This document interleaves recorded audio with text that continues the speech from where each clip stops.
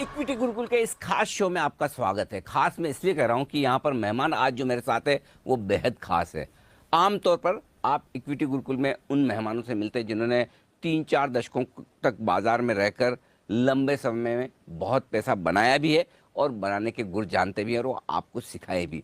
लेकिन आज हमारे साथ एक बड़े खास मेहमान है जो न सिर्फ 25-30 साल तक बाजार में रहकर अच्छे लंबे समय के लिए बाजार को देख चुके हैं, लेकिन अगर आप उनसे ना 20-25 दिन या 20-25 हफ्तों का बाजार पूछेंगे तब भी वो उतने ही कॉन्फिडेंस से बताएंगे।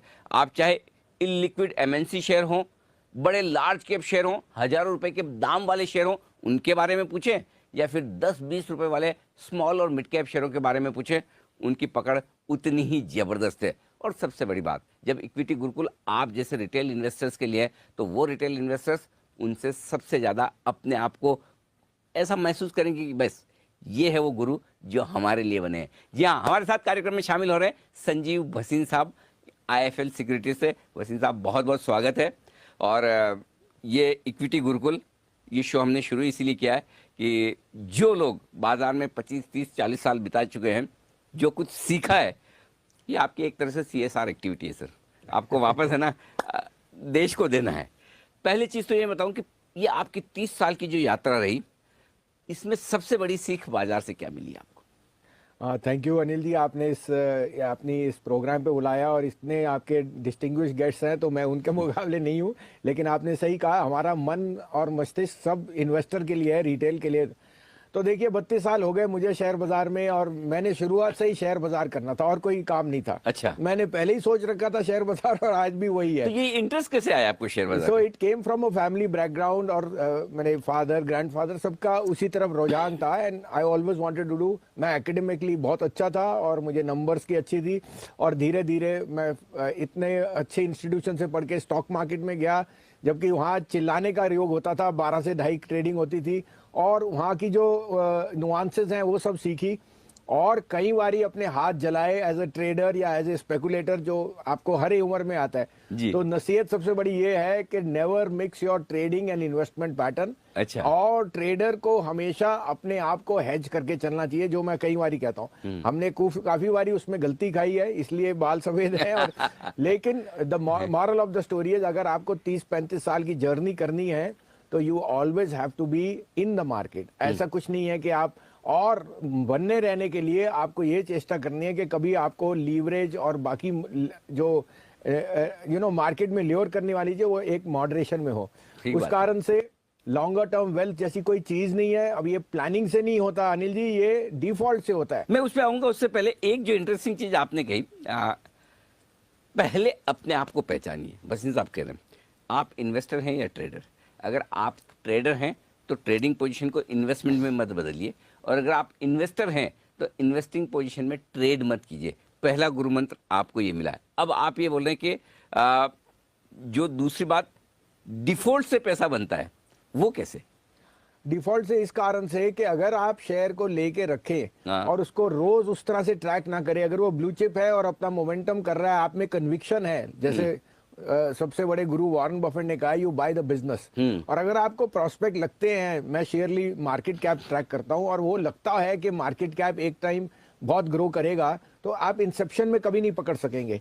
बट जब वो ग्रोथ पैटर्न पे आए, if you stay in the course, then only will. आपको पता है जनरली इन्वेस्टर क्या करते हैं, विनर्स को भेज देते हैं और लूजर्स को रखते हैं, और बाद में रिग्रेट करते हैं कि उसमें से। तो जैसे मैंने कई बार आपके साथ टिप्पणी की है, हनीवेल की क्या स्टोरी थी, या हैवेल्स की क्या स्टोरी थी, या कई ऐसे शेयर हैं जो हमने जिसमें निवेश किया और वो डिफॉल्ट से बनते रहे। मैं छोटा सा शेयर आपको बताता हूँ, जेके सीमेंट, जो आज जेके लक्ष्मी सीमेंट है, उसका नाम था स्ट्रॉ प्रोडक्ट्स। अच्छा। और वो 8 रुपए का भाव था और कोई पूछने वाला नहीं था, it was on the house. लेकिन स्ट्रॉ प्रोडक्ट्स का उसके बाद अमेलगमेशन हो गया, पेपर कंपनी से वो सीमेंट में आ गया, और वो 8 रुपए का शेयर करते करते अगर आपने 25 साल रखा है तो उसका आज 4 टाइम्स मैंने स्प्लिट होके उसका भाव 2,500 रुपए हो चुका है। क्या बात है। तो 8 रुपए वाला 2,500, 8 रुपए वाला 2,500। तो आप सोच सकते हैं कि investment is all about patience. Default से जो ओनरशिप है वही है। 1000 कारण है मंदी के और नेगेटिविटी के, लेकिन एक ही कारण है पैसे बनाने का, ओनरशिप।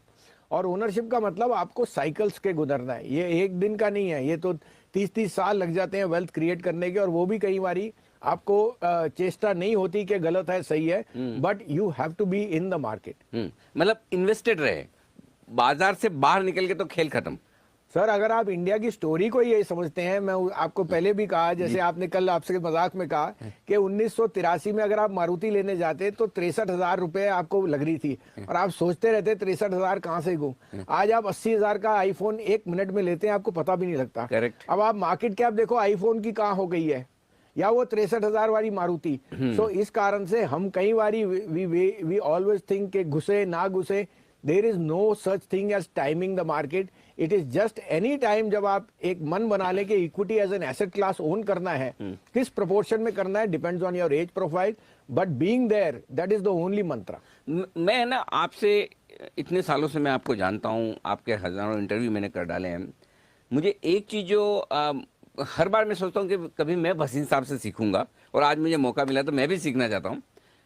सर ये कॉन्फिडेंस कहाँ से लाते हैं आप इतना कि नहीं, मतलब गिरते हुए बाजार में जब 10,000 निफ्टी होगा तो सब बोलेंगे 8,000 हो जाएगा, 8,000 होगा तो सब 6,000 बोलेंगे, और 12,000 होगा तो सब 14,000 बोलेंगे, राइट? भीड़ तो यही करती है।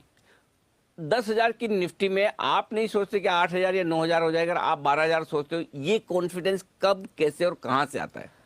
सो देखिए अनिल जी, पहली बात तो मैं कॉन्फिडेंट आदमी और पॉजिटिव आदमी हूँ। आपको पता है ये तो जिंदगी में भी उतार चढ़ाव है, और हम इसको किससे चेष्टा करते हैं? अपने मन से जी। मन और मस्तिष्क। तो मन और चंद्रमा और मस्तिष्क और माँ, ये हमारी सांस है। अगर आप किसी भी दिन शेयर बाजार से धोखा खा गए या मंदे हो या निराश है, आपकी मदर सबसे पहले जान जाएगी। ये मेरे को उन्होंने बहुत पहले कहा था कि बेटा वही करना है जो जिससे मन में चिंता ना आए, और उनके कारण से कि उनको ना चिंता है, मैं पॉजिटिव रहता हूँ कि इस शेयर बाजार में रहना है तो उनकी आशीर्वाद से और पॉजिटिव ही रहना है, चाहे लोगों का वेल्थ क्रिएट करे।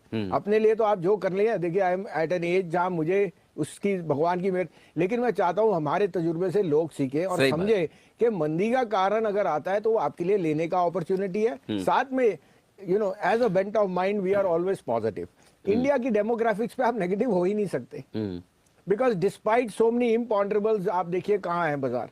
2 साल पहले जो आपको दिख नहीं रहा था वो आज आपके सामने रियलिटी है, और अब वो green shoot and so on. So there is no fine time, you have to be positive on the market. Fear is always a good time to buy. लेकिन फियर होता है तब इस तरह का डर होता है कि आज लेकर कल, आज नहीं लेकर कल लिया तो सस्ता मिलेगा, और ज्यादातर वक्त लोग जो इंतजार करते हैं वो सही भी पड़ते हैं कि हर दूसरे दिन भाव गिरते हुए नजर आते हैं। जो पैनिक वाली सिचुएशन होती है, क्या उस समय हिम्मत की जा सकती है? करे तो कैसे करें? बहुत अच्छी बात कही। आप देखिए सैटरडे को क्या हुआ था, एक एकदम हॉरर शो हुआ था कि डाउ वीक था, एलटीसीजी नहीं आया और मार्केट क्रैश कर गई। अब अगर आप सोचते कि ये 11,500 600 जो भी है उसके बाद ये, तो आपने मिस कर दी अपॉर्चुनिटी। 3 दिन में रिबाउंड आ गया। उसी तरह से मैं कहता हूँ fear comes because of a event, और उस इवेंट में भाव आपको साथ मिलते हैं। नहीं तो क्यों आपको रिलायंस सस्ता मिलेगा? कोई ना कोई कारण होएगा, लेकिन दैट कारण is temporary. Prices are falling because of a fear factor या सप्लाई एंड डिमांड, और किसी को फियर को आपको लेना चेष्टा करनी चाहिए, तभी आप कमाएंगे। तो there is never a find time of buying और सेलिंग। और अनिल जी, मैं इन 30 साल में गुजर चुका हूं इस तरह के, मैंने 3 तो सर्किट्स देख चुका हूं, तो मुझे पता है कि क्या फियर है और क्या ग्रीड है, और इस कारण से हम बाजार को थोड़ा बेटर एनालाइज कर सकते हैं या एंटिसिपेट कर सकते हैं। तो आपके लिए एक और बड़ा लेसन ये कि आपको 30 साल मार्केट में बिताकर सीखने की जरूरत नहीं, 3 सर्किट देखकर सीखने की जरूरत नहीं, बसिन साहब के अनुभव से सीखिए। बसिन साहब, एक और सवाल मैं जो आपसे पूछना चाहता हूँ, क्योंकि आप है ना कभी स्टॉक्स पर बात करने से परहेज नहीं करते। आमतौर पर बाजार के जितने बड़े गुरु हो गए, हम स्टॉक्स पे बात नहीं करेंगे, राइटली सो, उनके अपने कंप्लायंस इशू होते हैं, आपके भी होते होंगे, लेकिन आप दिल से बोलते हैं। कई बार ऐसा हुआ होगा कि आपने स्टॉक रिकमेंड किया, स्टॉक 30, 40, 50% नीचे हो जाता है, हुआ ऐसा कभी? अरे बहुत बारी होता है सर। हमारी रोज रात को नींद जाती है, क्योंकि 1000 विनर्स नहीं याद रखते, वो 10 गंदे शेयर। Exactly. और वो है सर, हम अपने आप को we are very humbly saying we are wrong, लेकिन दैट इज अ मार्केट। तो अब मैं वही जानना चाहता हूँ, अगर 30-40% कोई गिर गया स्टॉक, वो हो सकता है, बड़ी बात नहीं, तब आप उस स्टॉक के बारे में क्या करते हैं? अगर 70-80% गिर गया तो आप क्या सोचते हैं? क्योंकि ये सवाल इसलिए पूछ रहा हूँ कि आमतौर पर हमारे जितने रिटेल इन्वेस्टर्स वो ये गलती करते हैं, या गलती करें या जो भी समझ लें कि लेकर बैठे हैं, ठीक है 100 में लिया था, अब 80 में क्या बेचूं, 60 आ गया तो बिल्कुल ही नहीं बेचूंगा, 20 में तो फिर बिकता ही नहीं है। तो ये जो है ना खराब शेयर को या गिरते हुए शेयर को रख लेने की जो आदत है, इससे कैसे छुटकारा पाए? बहुत अच्छी बात, और ये मिलियन डॉलर क्वेश्चन है। पहली बात, never average a losing stock. Okay. पहली बात, you are putting in good money after bad. ये मैंने प्रिंसिपल सीख लिया। मैं अच्छा, कभी अपनी लॉस, चाहे आपको कंपनी कितनी पसंद आ रही हो, बिल्कुल, अगर उसका भाव मेरे को फॉलिंग नाइफ दिखे और मुझे दिखता नहीं, समझ नहीं आ रहा क्यों घट रहा है, तो मेरी पहली, इसका अच्छा मतलब समझ नहीं आ रहा तो करेक्ट, अगर मुझे पता है कि जेन्युइन है, ब्लू चिप है और कोई कारण से गिर रहा है, तो I will definitely. But if I am on the wrong foot हाँ। और मेरा ईगो मुझे बेचने नहीं देता, देखो आई एम ऑल्सो, मेरे पे भी इमोशन, लेकिन अगर मेरा ईगो मुझे बेचने नहीं दे रहा, मैं और खरीदने की चेष्टा नहीं करता। इस कारण से अनिल जी, मैं कहता हूं सबसे अच्छी चीज जो आज हमारे यहाँ एक रेवोल्यूशन आ गया, वो सिप और म्यूचुअल फंड है। Mutual fund managers are unemotional because they are managing your money, और वो लॉस काटना जानते हैं। उनको इमोशन नहीं है क्योंकि उनको आपका परफॉर्मेंस देना है। वो चीज बेच सकते हैं, आप और मैं नहीं बेच सकते। इस कारण से द म्यूचुअल फंड रूट और the SIP route is the best long term investor for the passive investor. नहीं, लेकिन सर उसमें एक दिक्कत है, म्यूचुअल फंड में पैसा लगाएं, सिप में पैसा लगाएं, 5-15 साल के लिए भूल जाए, पैसा तो बनता है। ये तो प्रूवन ट्रैक रिकॉर्ड है। आप मतलब बहुत घटिया से घटिया इन्वेस्टर हैं तब भी बना लेंगे। लेकिन है ना, उसमें एक तो दो प्रॉब्लम है, एक तो मजा नहीं आता मार्केट में खेलने का, और दूसरा ये कि जो पैसा स्टॉक में डाल के कई कई गुना हो सकता है, म्यूचुअल फंड में एवरेज रिटर्न्स मिलेंगे, एवरेज से बेहतर रिटर्न मिलेंगे। तो जिनको बहुत ज्यादा पैसे बनाने हैं और जिनको ये लगता है कि मुझे भी तो एक सेटिस्फेक्शन होना चाहिए कि देखिए मैंने खरीदा है, मैंने स्टॉक ढूंढा है, मैंने इसमें बना है, तो ये जो दोनों इमोशंस है, इनको कैसे कंट्रोल करना है? तो वो इमोशंस तो प्योर एंड सिंपल है। उसके लिए आपको अपनी बैलेंस शीट ठीक पढ़नी है, आपने अपना रोड चेक्स करने हैं, सी व्हाट द प्रोडक्ट। उसके लिए आपको मैं सिंपली बताऊं अनिल जी, मैंने अगर कोई मल्टी बैगर बनाया है, it has been from the grass root level, कोई बैलेंस शीट पढ़ के नहीं बनाया। तो उदाहरण के लिए, अगर आपने पेज इंडस्ट्री 750 रुपए पे मैं था जब मैं डॉइचे बैंक में, और प्लेसमेंट हुई, यही एनालिसिस कर दे कि जॉकी एज अ ब्रांड कितना उसका ब्रांड वैल्यू होएगा। और आज की डेट में आप अपने बच्चों को जानते हैं, उनकी जो स्पेंडिंग पैटर्न्स है पर्सनल कंजम्पशन पे आर मच अबव जो आप कभी और मैं कभी कर सकते थे। तो वो बताता है कि जो ब्रांड एक वायबल है या दिखती है, उसके अगेंस्ट तो कोई मुकाबला नहीं है। ऐसे ही आपको मैंने बोला कि सनसिल्क शैम्पू लेडीज 10-20 रुपए बढ़ने के लिए अपना चेंज नहीं करेंगे, पर्सनल कंजम्पशन है। तो कभी कभी आप कॉमन सेंस से बहुत पैसा कमा सकते हैं। Similar is the case of Maruti, जो हर घर की चाहत थी 1985-90, और जब उसका इशू आया 2003-4 में, सरकार ने 125 रुपए अपना शेयर बेचा। लेकिन जो जिसको ओन करना था वो शेयर, उसने वहां से 10,000 रुपए तक की जर्नी देखी। ऐसे अनगिनत एग्जाम्पल हैं। So actually you are right. अगर आप अपना रिसर्च करें और अपने डे टू डे यूजेज में देखें, क्या इंडिया की सबसे बड़ी पॉजिटिव क्या है, हमारी डेमोग्राफिक्स। एक तरफ से हमारे लिए प्रॉब्लम भी है पॉपुलेशन, एक तरफ से हमारे पे ब्लेसिंग इन डिस्गाइज है कि हमें 125 करोड़ कंज्यूमर है सर। एग्जैक्टली, और 125 में से अब तो और होने वाले हैं जो आपके ये CA और RA। सो आई थिंक, हाँ, ऑफिशियली इतने आदमी और अगर आ गए आके तो आपके बैंक अकाउंट और कंजम्पशन बिजनेस देखो ऑफिशियली कितना लेजिटिमेट हो जाएगा। And so I think the common sense will always make money for the end investor. बेचना कब है? खरीदने की राय देने वाले बहुत मिल जाएंगे, चाहे वो मीडिया चैनल्स पर मिले, अखबारों में मिले, ब्रोकरेज हाउस में मिले, फंड्स में मिले। बेचने की तो कोई बताता नहीं, तो आप कब बेचते हैं? Very good point. तो मैंने अपना जब इनिशियल कैपिटल था वो कम था, और पैसा तो मल्टीप्लाई होता नहीं, तो मैंने क्या सीखा कि जितना मेरा कैपिटल, अगर मेरे एक्सपेक्टेड रिटर्न मिल गए, मैंने अपनी असली लागत निकाल ली, और जो मेरा इनिशियल कैपिटल बना उसको एज स्टॉक ही रहने दिया, और वो over a period of time multiply. So the money is limited. उसको मैंने कितनी फास्ट रोटेट किया या रखेरा, प्रॉफिट्स को मैंने कभी लिक्विडेट नहीं किया, let it remain in the shape of stock, और वो टचवुड काफी over a period of time बढ़ते गए। ऐसे आपको मैंने उदाहरण दिया हनीवेल का या हेवल्स का, या कोई भी ऐसे जो बहुत बड़े मल्टीबैगर्स बने। Take out your initial capital from your returns and let the return stay as stock. ऐसा सर, आपने कहा कि मैंने शुरू से सोचा था स्टॉक मार्केट में आऊंगा, राइट? आपका फैमिली बैकग्राउंड भी था और आपका इंटरेस्ट भी था। तो आपका इंटरेस्ट एक्चुअली, एक तो फैमिली बैकग्राउंड अपनी जगह हो गया कि चलो मेरे लिए सेट बिजनेस है, फादर भी यही कर रहे हैं, ग्रैंडफादर भी यही कर रहे हैं, तो मेरे लिए ज़्यादा दिमाग लगाने की जरूरत नहीं है, और मुझे DNA में भी मिल गया उनसे।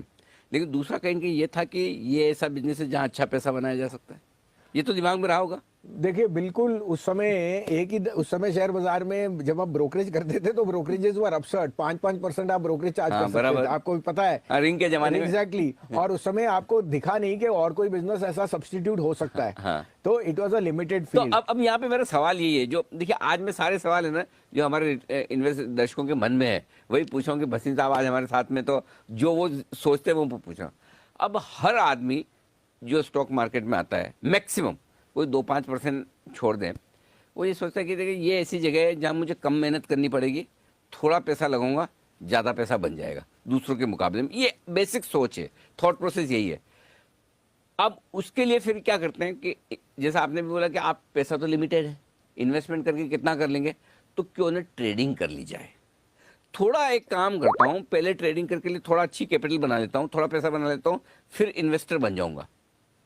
ये सोच सही है या गलत? देखो अगर आप ट्रेडर हो और सारे नुआंसेस समझते हो और धंधे की तरह कर रहे हो तो इससे अच्छा बिजनेस नहीं, 9:15 से 3:30। हाँ। लेकिन अनिल जी ये एक मिथ है कि ये इजी बिजनेस है। आप बताइए सुबह आपको क्या तैयारी करनी पड़ती है। मैं रोज सुबह 6:30 बजे मार्केट मंत्रा लिखता हूँ। सोने का भाव, oil, bond yield, gold, macro micro, Donald Trump किस तरफ से उठ रहे हैं ये मेरे को देखना पड़ता है, और उसके साथ एक मार्केट की एनालिसिस करनी है, स्टॉक रख।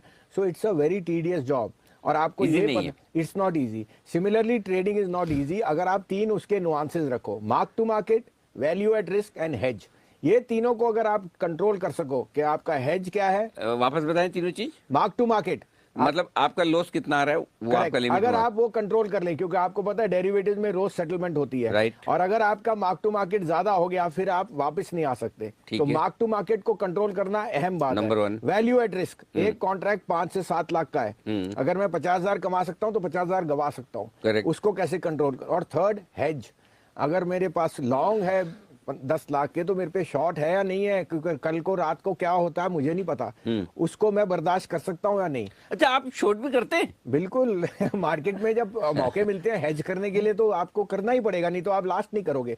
The volatility in the market will always see your stop losses are. ये आज नई बात मुझे आपके बारे में पता चली कि हेजिंग के लिए भले ऐसे शॉर्ट ना करते हो लेकिन हेजिंग के लिए आज से आपको हेज करना है अनिल जी, नहीं तो आप कभी कमा के रख सके नहीं। आपका एक तरफ से मार्केट नहीं चलती, दोनों तरफ मार्केट तो में क्या ये ऐसा पॉसिबल है कि ट्रेडिंग करके थोड़ी कैपिटल बना ली जाए और उसके बाद इन्वेस्टमेंट करें, या फिर एक बार अगर ट्रेडिंग करके थोड़ी कैपिटल, पहली बात तो ज़्यादा लोगों की बनती नहीं, उल्टा जाने के चांस ज़्यादा है, और अगर बन गई तो फिर वो लालच जाएगा नहीं, फिर सोचेगा कि फिर क्यों अब इन्वेस्टमेंट करूँ, ट्रेडिंग ही करते रहूँ, यहाँ पैसा बन रहा है। बिल्कुल, तो वो एक देखिए एक एड्रेनलिन रश है। जब आपको वो दिखता है शेयर बाजार उतराव चढ़ाव, वो आपके सिस्टम में आ जाता है। हाँ। अगर आप वो टॉलरेट कर सकते हो, आपकी हेल्थ को हानि नहीं है, साथ में आप में डिसिप्लिन है, क्योंकि आपको पता है पैसा लिमिटेड है और आप हमेशा डाउट करोगे। लेकिन जब आपके स्टॉप लॉस या आपकी जेब कम हो गई तो आपको पता है कि you are in the wrong place. तो यू मस्ट बी, आपकी जो आपकी तृष्णा है वो एक तरह से it should be very very disciplined and you must be aware the market can be very cruel. तो the trader has to be aware, और साथ में मार्केट साइकोलॉजी समझनी चाहिए। Don't catch falling knife, sell weakness buy strength, ये old adages हैं। आप उसको फॉलो कर सकते हैं तो मुश्किल है। 50 वाला जेपी जब 40, 30, 20 हुआ, सबने लेने की चेष्टा की, जिसने बेच दिया, जिसको मंदी करनी आती है वो ट्रेडर है। जो सिर्फ तेजी करे वो ट्रेडर लास्ट नहीं करेगा, क्योंकि एक तरफ का बाजार नहीं चलता। जब वीकनेस है उसको पहले बेचना है। तो जैसे मैंने कहा, it has to be with your temperament, with your conviction and with your discipline. अब मैं एक चीज जानना चाहता हूँ, कोई शेयर भसीन साहब के पोर्टफोलियो में आएगा, खरीदा जाएगा, ये कब और कैसे होता है? भसीन साहब किसी शेयर को कब खरीदते हैं? वो खरीदने के पहले क्या देखते हैं? तो देखिए पहली बात तो ये है कि एज एन एनालिस्ट या एज ए एडवाइजर जो हम करते हैं, मैं अपने पर्सनल पोर्टफोलियो में ट्रेड नहीं करता, बिल्कुल भी नहीं। जो मेरे पे पुराने पोर्टफोलियो है वो इन्वेस्टमेंट है, इन्वेस्टमेंट है। और आज जो हम इन्वेस्टमेंट की चेष्टा करते हैं वो एक मार्केट की डायनामिक्स के साथ है। अब आपने देखा ही है 2 साल से market has been very very unkind to mid caps, और अगर आपने 2017 से मिड कैप लिए हैं तो आपके लिए तो 12,000 का लेवल इज डिसेप्टिव, मतलब ही नहीं आपको। तो हम यही चेष्टा कर रहे हैं कि अब मार्केट बदलने वाली है। ट्रेंड हमारे हिसाब से second half of 2020 can be very good.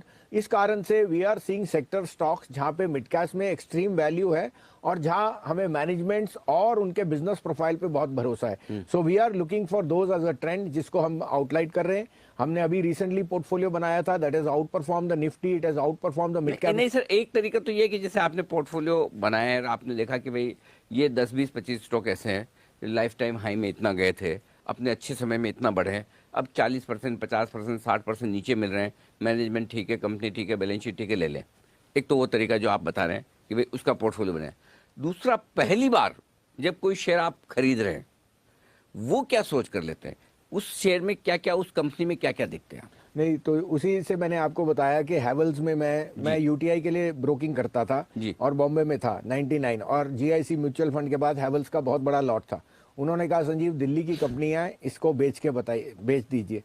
15 रुपए का भाव था. मैं मिल के आया मिस्टर कीमत राय गुप्ता जो अंडर हिल रोड में रहते हैं, जो 2-2 हजार गज के प्लॉट हैं. अगर आप कभी आप जाए यूनिवर्सिटी, और उन्होंने उनकी बिजनेस का प्रोफाइल वाज वंडरफुल, बट वो एक बहुत टाइट फिस्टेड आदमी थे, खर्चा नहीं करते, मार्केटिंग नहीं थी, लोगों को पता नहीं. उससे उनके लड़के को मिला जो यंग था और उन्होंने अपनी विजन बताई. तो वहां से मुझे हैवेल्स पे बहुत बुलिश होना. मैंने कहा इलेक्ट्रिकल्स में इस जैसी मार्केट में इनका तो नाम ही नहीं पता और इनका मार्केट शेयर देखो कितना है. So underlying asset, business profile and market cap, ये तीनों चीजें आपको बताएंगी. वहां से हैवेल्स की मार्केट कैप 100 करोड़ भी नहीं थी और आज 40,000 करोड़ हो गई इन द लास्ट 22 ईयर्स. तो आप सोच सकते हैं पोटेंशियल कितना है. अगर आपको इनिशियली एक अंडर वैल्यूड मार्केट कैप के ऊपर जो स्टॉक मिल जाए जहां business profile is ट्रेमेंडस, it's like a joule in the crown. ऐसी और कोई एक आध स्टोरी ऐसी वसीम साहब जो बताना चाहे, क्योंकि जनरली ना दर्शक उससे ज्यादा रिलेट करते हैं कि आपने कोई और ऐसा मल्टी बैगर शेयर जो कई गुना हो गया, वो कब कैसे खरीदार, किस तरह से आप उसमें बने रहे? तो आपको हनीवेल के बारे में मैंने बताया ही है. मेरे एक अंकल थे जो उस समय टाटा स्टील के लिए इंजीनियरिंग करते थे और उन्होंने कहा टाटा हनीवेल, उन्होंने मेरे को बेसिक समझाया कि हनीवेल कितना ग्लोबल प्लेयर है. Tata Honeywell is a 51-49 between. Tatas के पास 51 था और एक ग्रीनफील्ड प्रोजेक्ट था. तो वो उस समय 51 रुपए का था, लेकिन मैंने पोटेंशियल देखा डिजिटलाइजेशन का इंडिया में और कुछ ऐसा सोच नहीं थी. उसके बाद उसका भाव मेरे पे 5 पे 3 राइट आया और 1650 शेयर हुए. 10 साल में अनिल जी उसका भाव 750 हो गया जिसके मैंने जमीन की, और आज उसका भाव 34,000 रुपए है. तो आप सोच सकते हैं, और अभी भी मैं कहता हूं दुगना हो जाएगा क्योंकि हनीवेल इज अ डाउ component, it is in the top 100 most favoured companies. और आप देख ही रहे हैं आपका एक्सपेंशन डिजिटलाइजेशन का कैसे है. अच्छा, आपसे मेरा कंफर्ट बहुत है, इसलिए मैं आपसे कुछ भी और खुल के पूछ भी सकता हूँ. कोई ऐसा एक आध एक्सीडेंट, ऐसा स्टॉक जो आपको लगा कि मैंने ये सोच के खरीदा था और बहुत खराब हो गया, उससे आपने जो सीखा हो? मेरा आइडिया स्टॉक जानने से ज्यादा आपने क्या सीखा वो जानने में. तो बहुत अच्छी बात है. देखिए एनबीसीसी मैंने शुरू में जब पकड़ा था तो वो बहुत मल्टी बैगर बना जी, लेकिन हमने परसिस्ट किया. I am not sold that. NBCC जो मैंने लिया 200 रुपए में, उसके बाद इट वेंट अप 5 टाइम्स और आज भी वो लेकिन लास्ट 2 साल में गवर्नमेंट मशीनरी के स्लो डाउन से, change of managements, even though the underlying business good, कुछ अटकलियां लगी supreme court, it is seeing a huge underperformance. I own the stock, it is in our portfolios, but our moral is high that in the next 2 years this could be a huge turnaround because underlying assets चल रहे हैं. ऐसी कोई government machinery नहीं जहां वो नहीं कर रहा काम और डेट फ्री है, बट एक मैनेजमेंट. सो ये अंडरलाइन भी आ गया कि सरकार के साथ आप लड़ नहीं सकते. जब सरकारी कंपनीज में कोई वली वारिस नहीं है तो ऐसा हाल हो सकता है. You have to be prepared. However the value will always remain. बिल्कुल. तो वसीम साहब, वाकई में ऐसा पता नहीं चला कि ये शो कब खत्म होने आया, और आपके इतने 35 सालों के अनुभव से मुझे और हमारे दर्शकों को आज बहुत फायदा हुआ होगा, ये मैं उम्मीद करता हूँ. बहुत बहुत शुक्रिया आपका इक्विटी गुरुकुल में हमारा साथ देने के लिए. Thank you. धन्यवाद.